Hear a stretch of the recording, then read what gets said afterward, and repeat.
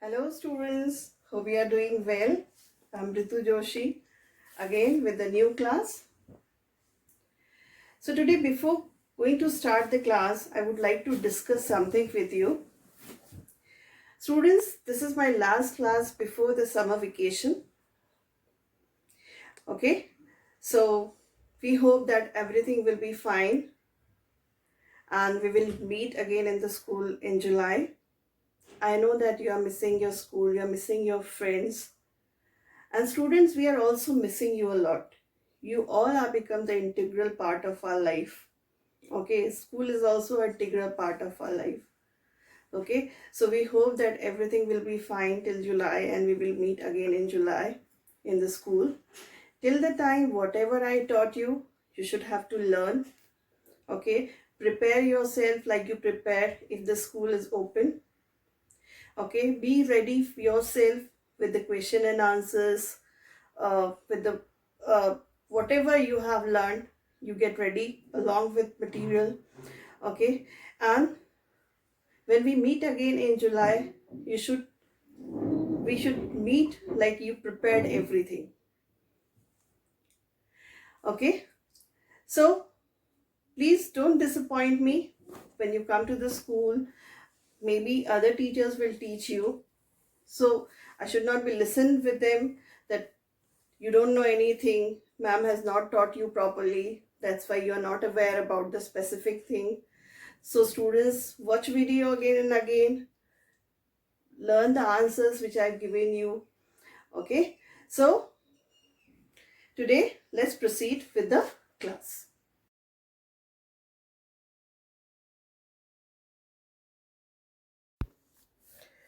Students, today we are going to do the last portion of the second chapter, the Earth's major landforms.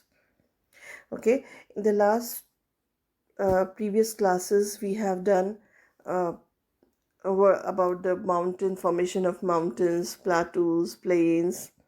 Okay, so all these landforms, those we have seen in the earth, we have learned about them, about their formation. Okay, so today we are going to do the last portion of this chapter, the earth's major landforms. So let's proceed with the chapter.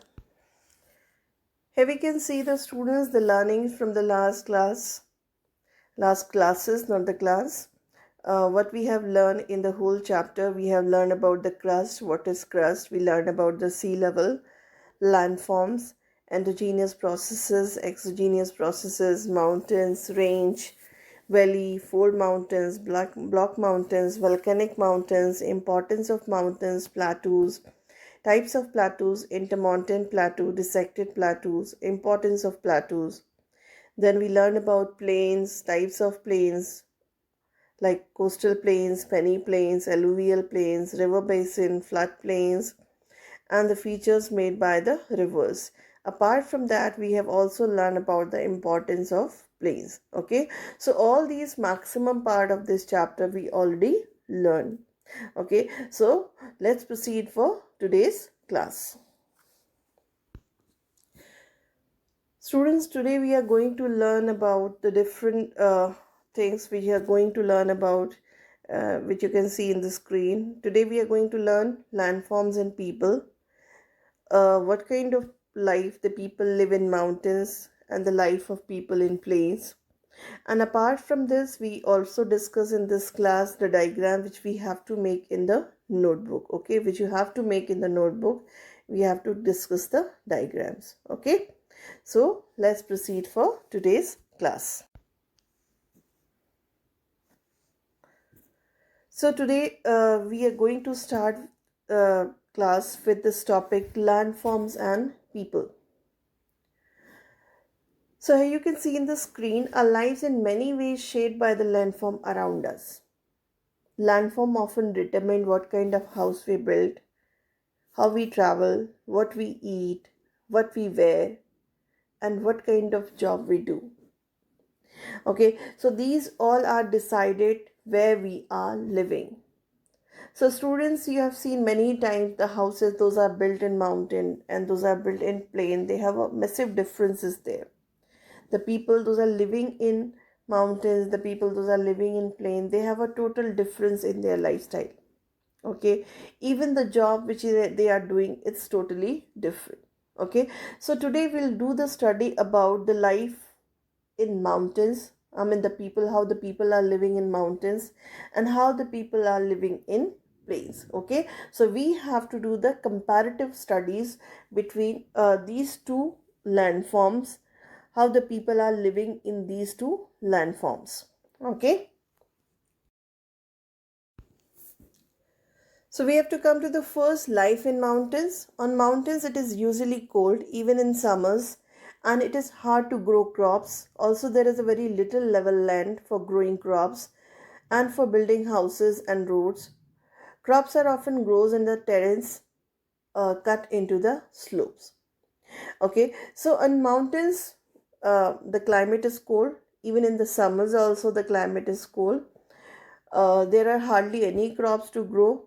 Also, there's a very little level land is there for growing crops. We know that the crops can grow in the level land, okay, in the large area. Even the construction of houses and roads are very difficult in the mountains. And often the crops are grown in the terrace. Okay, that's called the terrace farming is practiced in the mountains.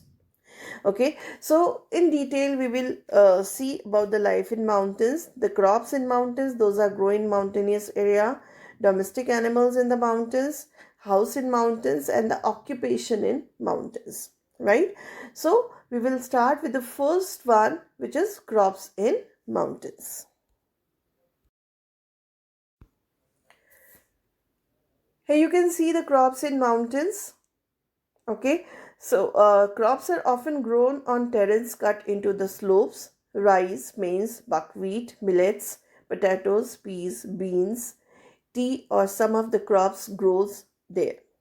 Okay, so normally the farmings are practiced in the terrace farming. The steps like fields are there. Okay, as you can see in the picture also, that first picture is showing the terrace farming. Okay, that is the terrace cut into the slopes. Okay, and the crops those are grow in mountain, these are rice, maize, buckwheat, millets, potato, peas, beans, tea, and these are some of the crop which are grows in mountainous area. They grow well in the terrace farming. Some mountain slopes have the orchards also for growing the fruits such as apples, pears, and plums. Normally in the summer season, these fruits grow in the mountainous area.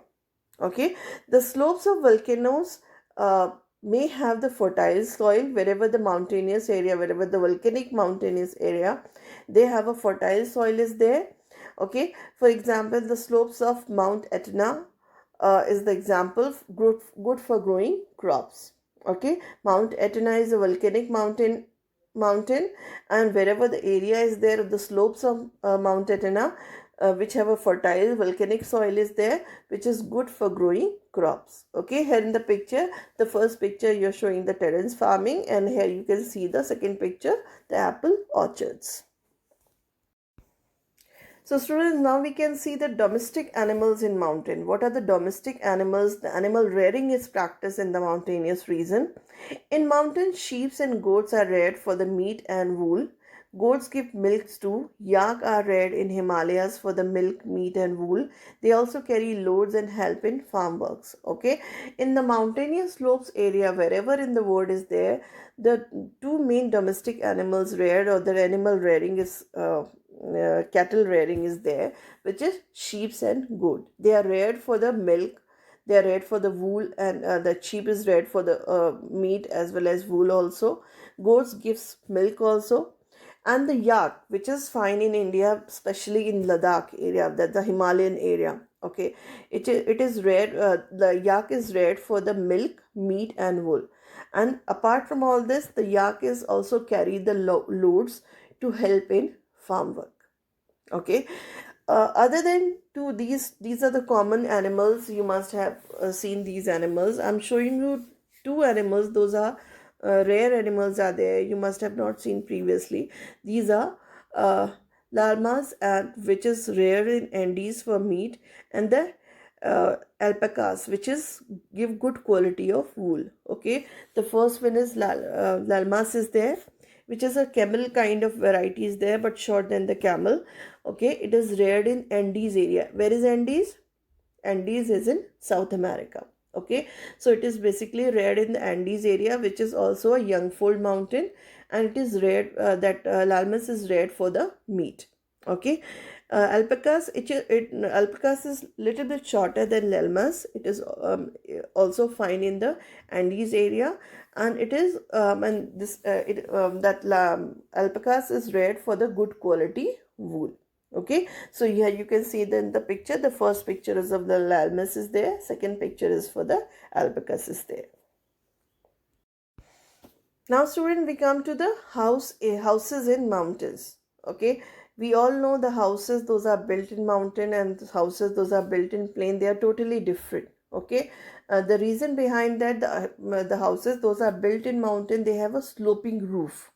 Okay, why the sloping roof is there? Because the snowfall is there in the winter season in the mountainous area, and rainwater usually have the and wherever the snowfall is there, and when it is converted into a water, or the snow has become melt, so it can be easily slide off from the sloping roofs. So that's why the roof of the houses always be sloping kind of in mountains. Many houses are made of locally available things like wood and stone. Why the houses are built in mountains with the wood and stone? Because the climate of mountain is very cold. Okay, and wood and stone make the house cozy and warm. So that's why the houses are built with wood and stone. And second thing, the carry the material in the mountainous area is very difficult. So whatever locally available, it is good for constructing the houses. Another thing, it is difficult to travel and transport goods as the roads are hard to build. Most roads are narrow, steep, and winding. Okay, so that's all these particular reason. Whatever the local material is available, it is used for constructing the houses. The one thing I told you, the sloping roofs are there because the snow and the rainwater can easily slide off. Second thing is there, why it's made of a wood and stone? Because the climate is cold there, and wood and stone make the house warm and cozy in the winter time. Now we have to come to the occupations in mountains. Most peoples are farmers, while some work in power plants that generate hydroelectricity. There are not many factories. Okay, so the main livelihood of the people of mountains, they are people are farmers. They do farm work. Some are working with, because hydroelectricity plants are there in the mountainous area, because of the swift flowing rivers. So that's why people are working on the hydroelectricity plant, and because there is less or no factories are there in the mountainous region. Second, many tourists visit in the mountains, so mountain people can earn the living by running hotels, shops, restaurant, by uh, arranging transport and adventure activities for the tourists, and by selling handicrafts. Okay, another livelihood things are there for the mountainous people, because they are the tourist spots are there, the people go, they are famous for the tourism.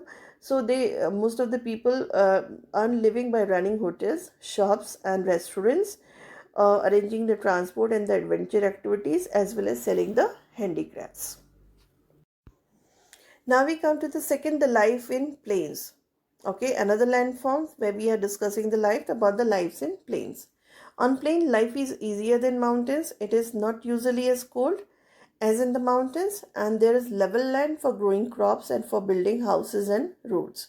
Okay, if we do the comparison between the life of mountains and the life of plains, then we can find that the life in plain is comparatively more easier than the mountains, because the crops, it has the large stretch of dry land is there, the crops can easily grow over here.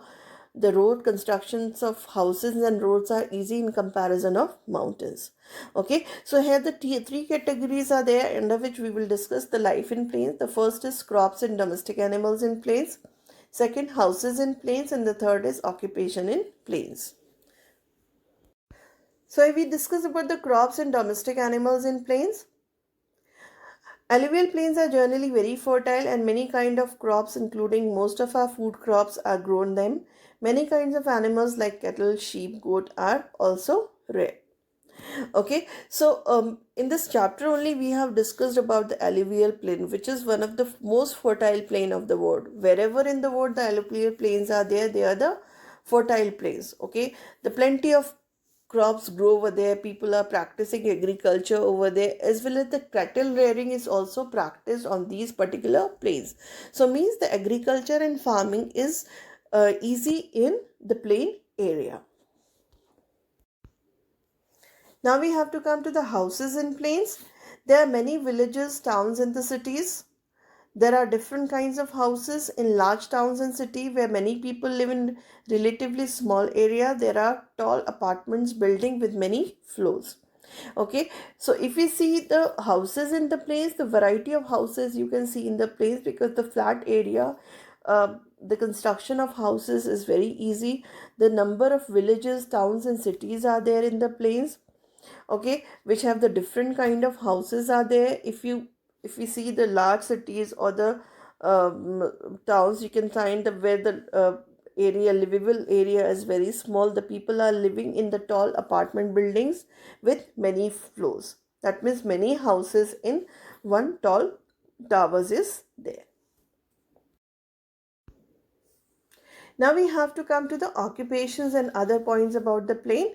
So we first take a look at the first point. Most people in villages are farmers, while the people in towns and cities work in factories, offices, shops, and so on. If we talk about the plain, many people those are living in villages. They are farmers. They do grow crop. They do the agriculture.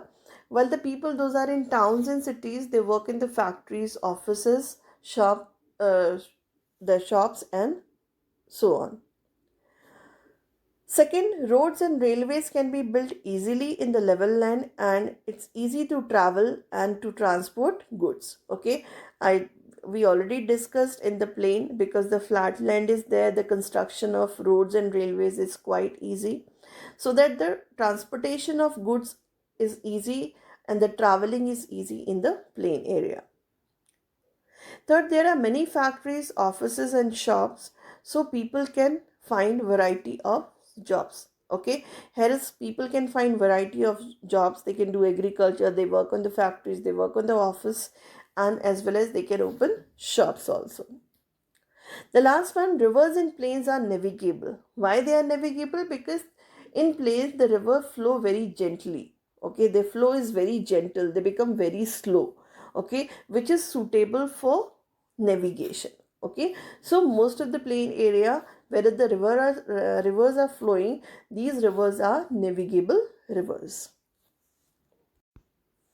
So students, now we have completed our chapter, the Earth's major landforms. From this chapter only, I am giving you some diagrams which you have to make in your notebook. Okay. Uh, uh, I will also give you the question and answer and exercise of this chapter, as well as the diagram which I am showing you in the video. You will have to make in your fair notebook. Okay, so the first diagram which you can see in the screen, this is the construction of fold mountains. Okay, so the first one is showing the push factor and other one is anticline, syncline. Okay, and the surface wrinkles. So these two diagrams you have to make in your copy and give the heading construction of fold mountains. Okay. Another diagram, students, which you have to make, which is a river course. I already showed you this river course in this chapter before also. So this river course you will have to make. Okay, under this you can show the floodplains, tributaries, meanders, as well as delta also. So these diagrams you also make in your fair notebook. Here is the last diagram which you have to make, this which is the formation of block mountains. Okay, and these all four blocks are the formation of mountains. In the first block it's showing the cracks. Okay, in the second block it's showing the block mountains. okay, and the block sink which create the rift valley, and the again another side is block mountains. Okay, then the first one is showing with the pull, second one is showing with the push. Okay, when the pull is there, then the rift valley is created. Okay, the middle part is the rift valley and the side part is the block mountains. And when the push is there, when the cracks is there and it is pushed away, then the middle part is the block mountain. Okay, the side part is get depressed and the middle part is the block mountain. It is raised um, uh, uh, in comparison of the surrounding surface. So this particular diagram of the formation of block mountain you also need to make in your fair notebook. So now students, take a quick recap what we had learned today. We have learned landforms and people, life in mountains, life in plains, and the diagram to make in the notebook. Okay, so all these diagrams you should need to make in your fair notebook. So students, hope you understood well whatever I taught you. Okay, for the better understanding of the whole chapter, you need to learn it again and again. Okay, more you will do the practice, more you understood. So, dear children, whatever till that time we taught you, learn everything, learn all the question answer, read the chapter thoroughly so that you can able to give the answer within the chapter also. Okay, and in computers, do the practical work. In geography, do the practice of diagrams. Okay, so when you will come back to the school, you will not face any difficulty, right? So enjoy your vacation thoroughly, spend your time to learn new things. I know this time is very difficult for everyone. Okay, so whichever things you can learn inside the home, do learn. Okay, stay safe inside your home, enjoy your vacation thoroughly. Happy learning to you. Thank you.